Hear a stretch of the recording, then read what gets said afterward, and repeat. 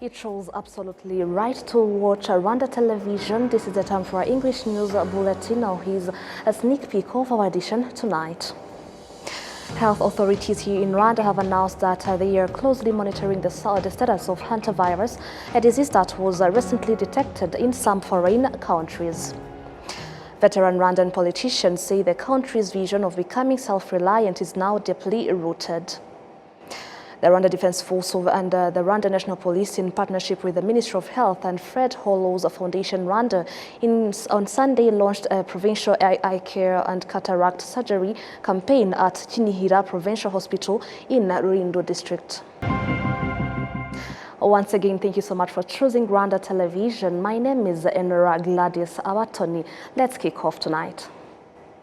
Health authorities here in Rwanda have announced that they are closely monitoring the status of hantavirus, a disease that was recently detected in some foreign countries. This hantavirus is being widely discussed after infected people were found on a ship that had departed from Argentina. People suspected of having been exposed to it are being monitored in countries including Spain, the Netherlands, Germany, the United Kingdom, South Africa, the United States of America, India, and others that had citizens on that ship. The Rwanda Biomedical Center, through its X account, has announced that hantavirus is a disease caused by viruses that are commonly found in rodents, especially rats. People can contract it through breathing air contaminated with urine, droppings, or saliva from those rodents, touching a contaminated surface and then touching the mouth, nose, or eyes, eating or drinking contaminated food and water. The type of virus identified in this outbreak is called Andes variant. It is the type of virus identified in this outbreak is called Andes variant. It is also the type of, the only known to a type of hantavirus that can be transmitted from person to person, although this is very rare and requires people to have spent a very long time together in close proximity. RBC says that the symptoms of this disease may appear between 1 week and 8 weeks after exposure. These symptoms include high fever and chills, headache, muscle and joint pain, fatigue, abdominal pain, nausea, diarrhea, and vomiting. In severe cases, a person may develop a cough, difficulty breathing, chest pain, and serious respiratory illness. RBC says these symptoms may resemble those of flu, malaria, or COVID-19, and therefore urges anyone who is ill to seek medical care immediately. Now, moving on with more news ahead, veteran Rwandan politicians say the country's vision of becoming self-reliant is now deeply rooted, noting that more than 80% of the national budget is currently financed through domestic resources. They describe this as a major milestone in Rwanda's journey towards self-reliance as a nation. Adams Kwizera kicks off tonight. It has been 32 years since Rwanda emerged from the darkness of the genocide against Tutsi. In the political sphere, the country first had to rebuild governance structures, while at the same time restoring unity among Rwandans, leading to the establishment of the Government of National Unity in July 1994. According to one of the leaders who served in that government, Dr. Pierre Celestin Rwigema, achieving these goals required unity among government members themselves. Nakubwira rero ko ikintu cyari gikomeye no kwishyira abanyarwanda What was the most important was bringing government members together and ensuring that they share the same understanding and work towards one common vision. Bazaganisha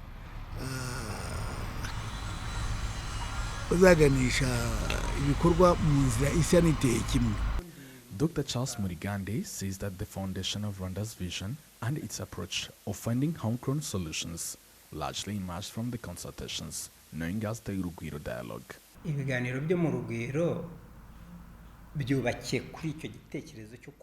Urugwiro dialogue were built on the idea that the challenges facing Rwanda concern Rwandans first and foremost, and that it is their responsibility to find solutions to them. In some countries, they bring in consultants from former colonial powers to study their problems and determine how they can be solved. But for us, as Rwandans, the belief that these challenges are primarily our own responsibility to solve is what led to the establishment of the Urugwiro Dialogue. Among the key outcomes of those discussions was the decision for Rwanda to rely on its own solutions and establish governance free from dependence on foreign influence.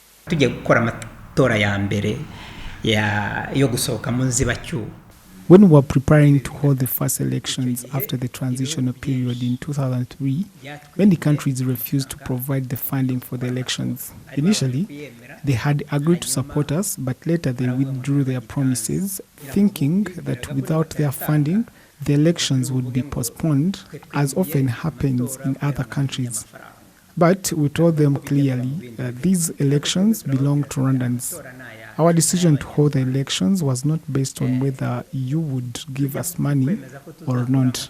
We had already committed ourselves to organizing the post-transition elections, so whether you fund them or not, we were going to conduct them anyway. These choices appear to have produced tangible results, as reflected in the World Bank figures. Rwanda's GDP stood at $753.6 million in 1994 and rose to $2 billion in 2000. 15 years later, in 2015, it has reached to $8.5 billion. By 2025, Rwanda's GDP has increased 23,387 billion Rwandan francs, up from 19,918 billion Rwandan francs in 2024. Over the past 32 years, Rwanda has also developed an investment sector that provides opportunity for all and creates employment for citizens.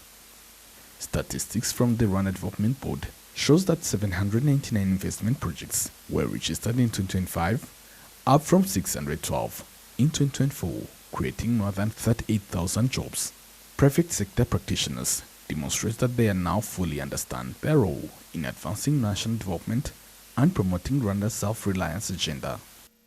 The private sector has understood that that is necessary. And when we are talking about self-reliance,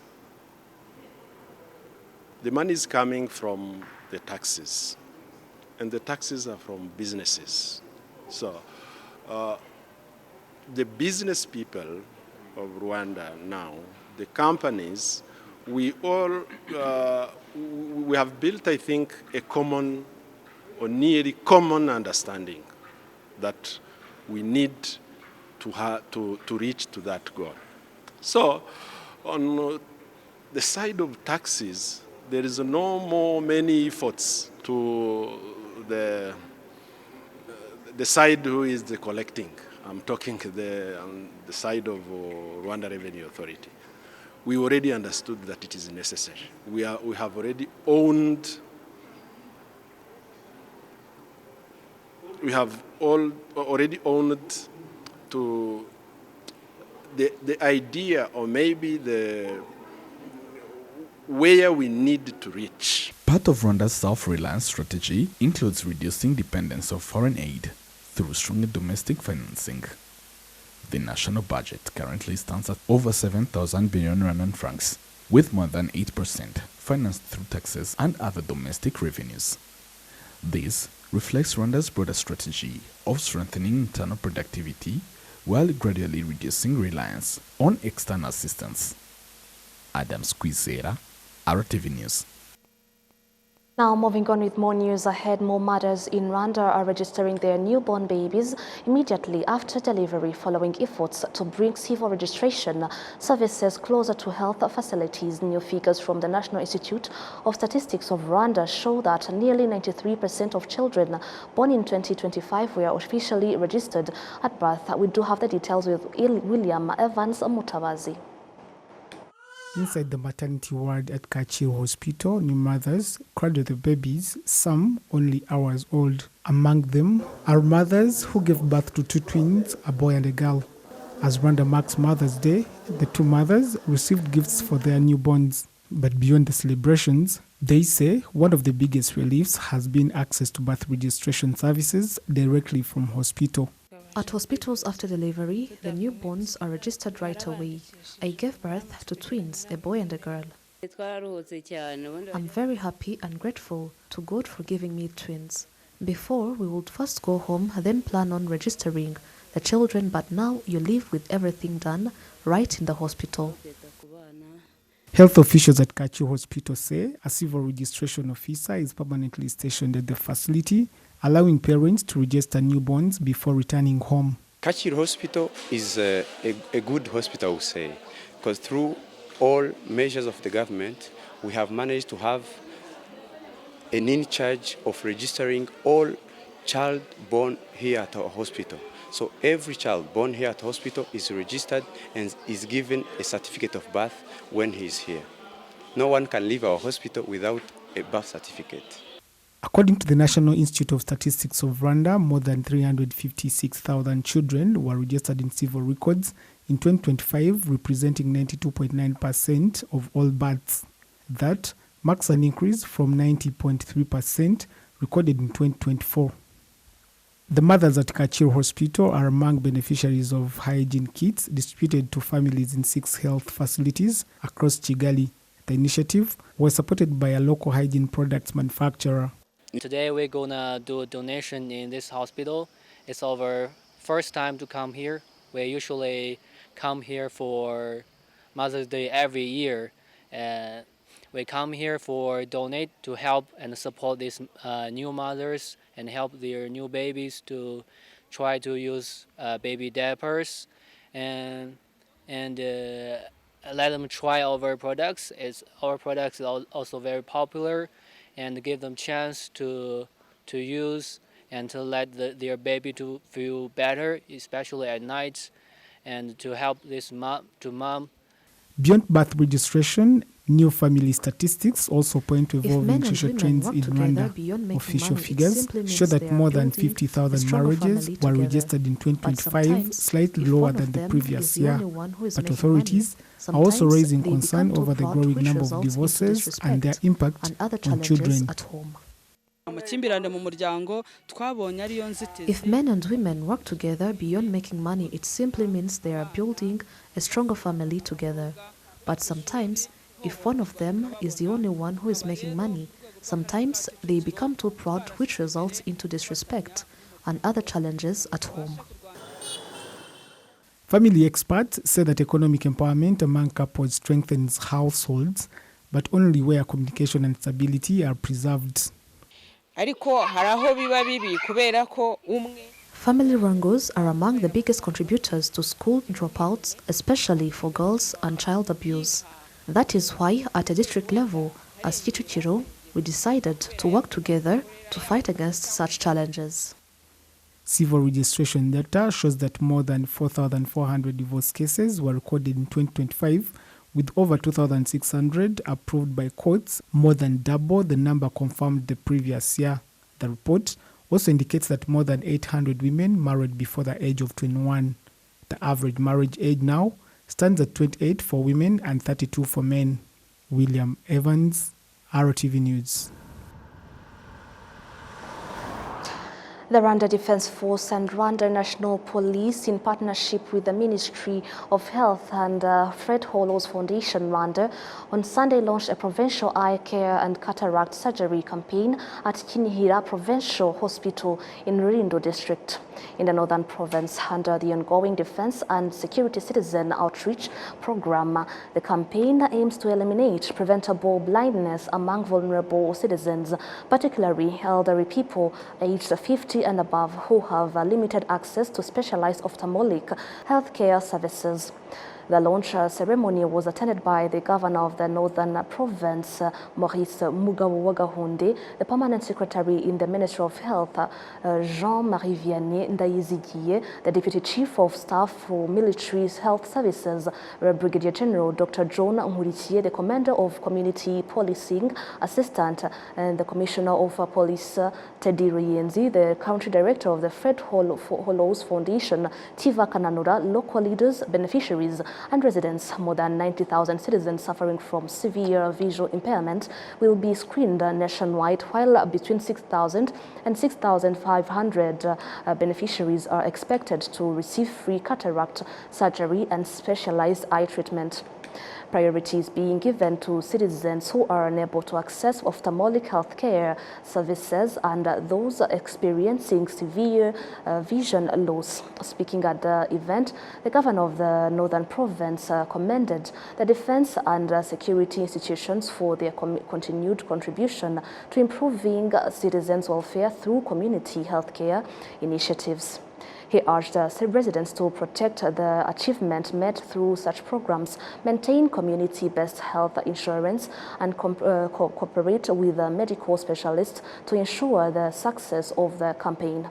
The permanent secretary in the Ministry of Health said the campaign reflects the government's commitment to improving healthcare services and promoting the well-being of vulnerable citizens. Brigadier General Dr. John Nkurikiye noted that providing free medical services to vulnerable citizens is part of strengthening human security. He revealed that cataracts account for 56% of blindness cases in Rwanda and called on communities and local leaders to work closely with the health specialists in identifying patients in need of treatment.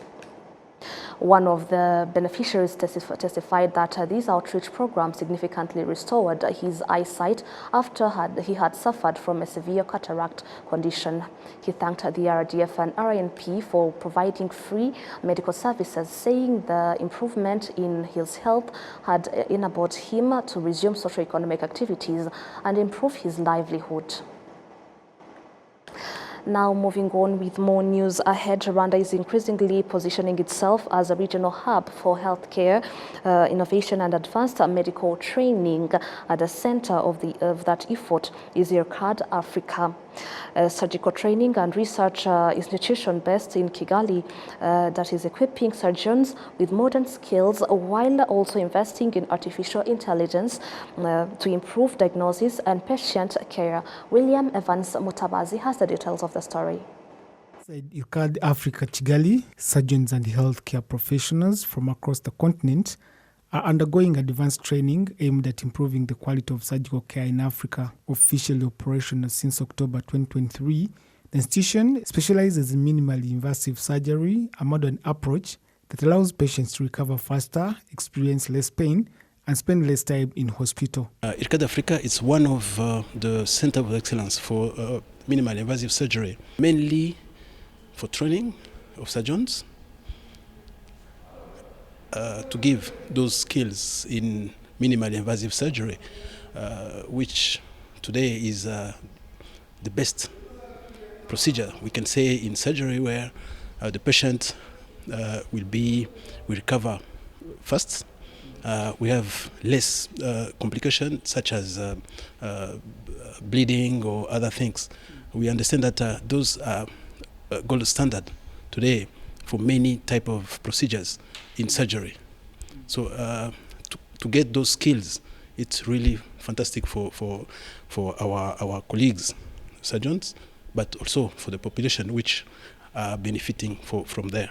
Training at the center combines classroom learning, live surgery observation, and hands-on practical sessions using modern medical equipment. According to IRCAD Africa, more than 700 surgeons and healthcare professionals have already been trained, with close to 40% of them being Rwandans. We can say that today we have almost 700 trainees. When I say trainees, not just those are surgeons or maybe other anesthesiologists and others. And we can say that 2 years and a half, we can say that we are really good, and the participation is really increasing. We've almost today we have 31 countries coming in, so we can say that we have a good number of surgeons who are now trained. This way of teaching is really a game changer, because usually people go to school, so they learn theory, then they come for practice. But here we teach people, but also they are at the same time practicing. So surgery is about knowing how to do, but knowing how to do safely. Again, this is what we call minimal invasive surgery. So we are actually shifting from classical open surgery to minimal invasive. That means we do less harm to our patients. They recover quickly and they are cosmetically better.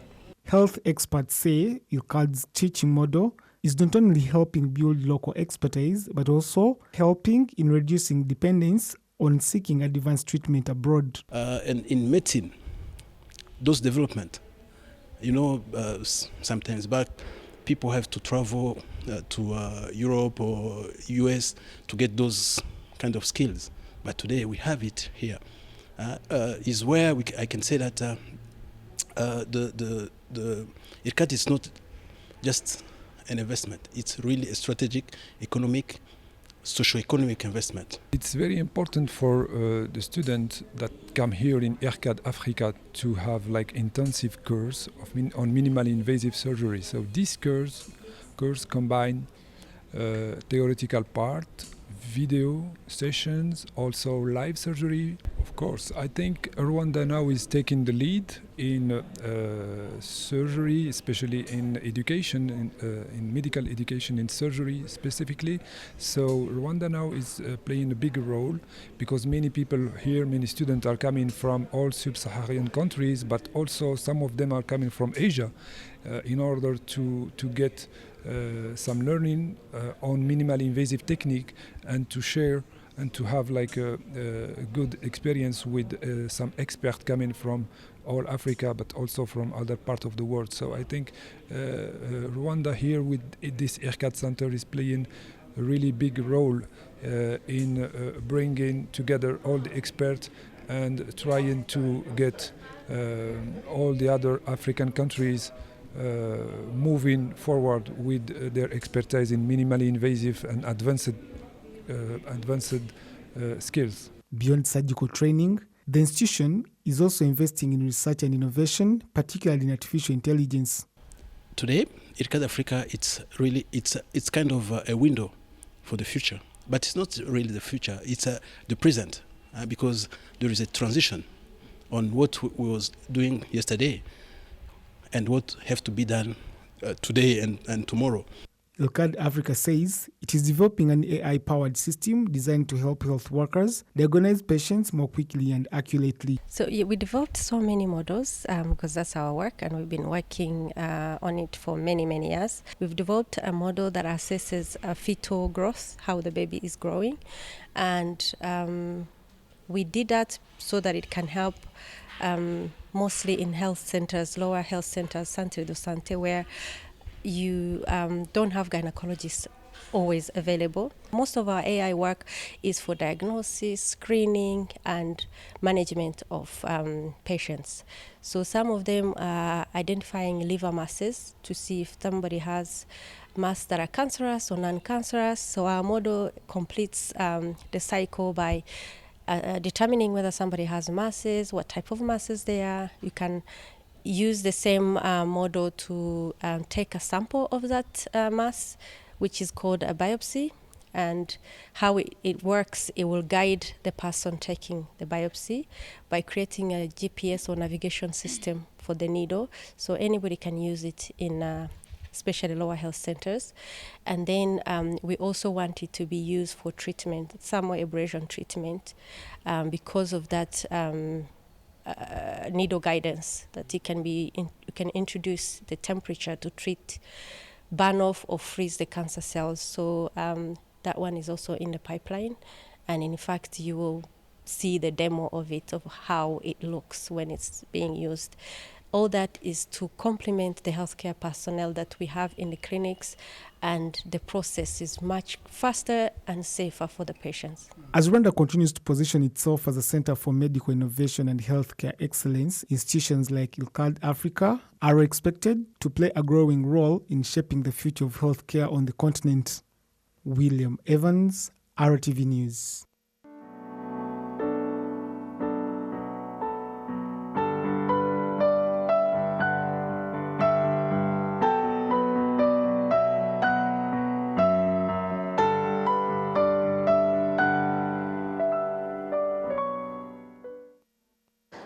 Survivors of the genocide against the Tutsi in the former Kanzenze commune, now part of Bugesera district, say that the efforts that government has invested in developing the area over the past 32 years are a strong sign of leadership with a clear vision and commitment to building a country free from discrimination.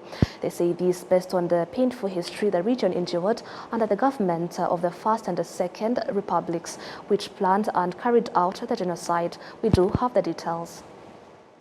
History of the Bugesera region, particularly as it relates to the Tutsi community, is well documented by long-time residents of the area. They recount the difficult experiences endured by Tutsi families who lived in the former Kayumba sector of Kanzenze commune when the genocide against the Tutsi began.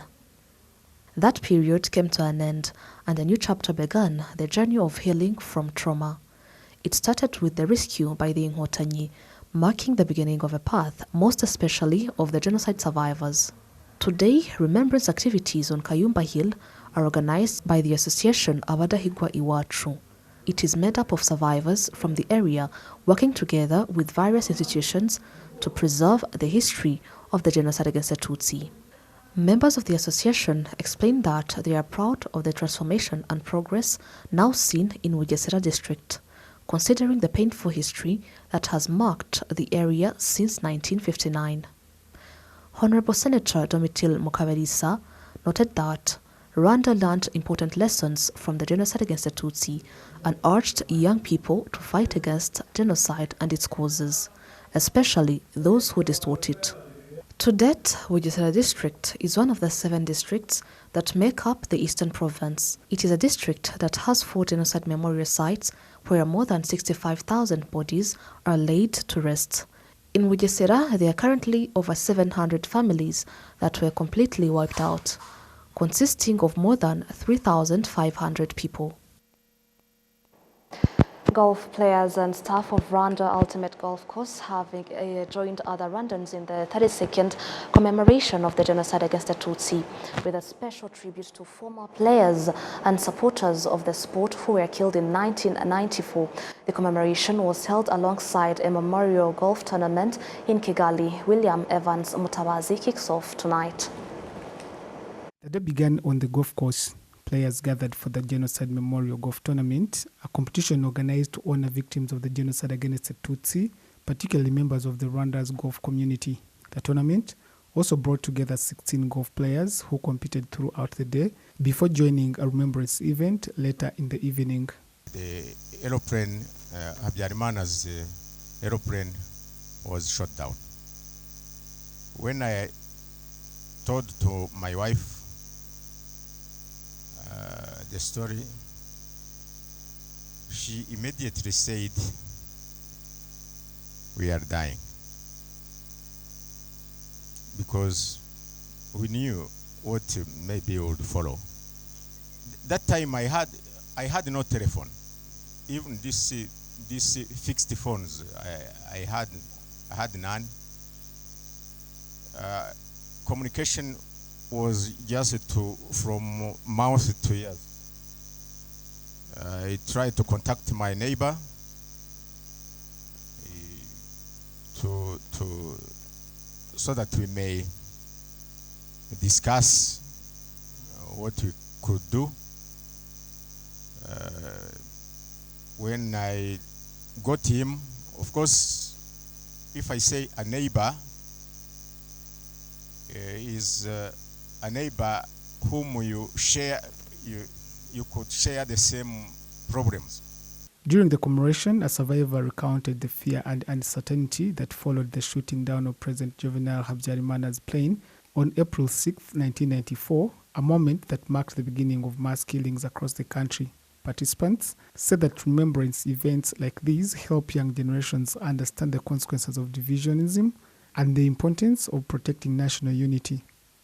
Officials from Rwanda Ultimate Golf Course called on young people and sports communities to continue promoting inclusion and rejecting all forms of discrimination. They say sport should remain a platform that unites people rather than divide them. Today, as we remember more than 1 million innocent lives that were lost, not just as a number, but as fathers, mothers, children, families whose lives were taken in a tragedy that we must ensure that is not forgotten, but also that it never happens again. Colonel Desire Migambi Mungamba reminded young people that they carry the responsibility of safeguarding the country's future. Responsibility, courtesy, perseverance, and judgment. If I correlate those values, they are correlating highly, they are very much correlating with RDF values in terms of shaping our bodies as soldiers and shaping our physical fitness. So it's something we admire as RDF, and we can't miss when it is a sports venture. That's second. Now, 2 points, and I close my talk. To summarize what I said, we can understand that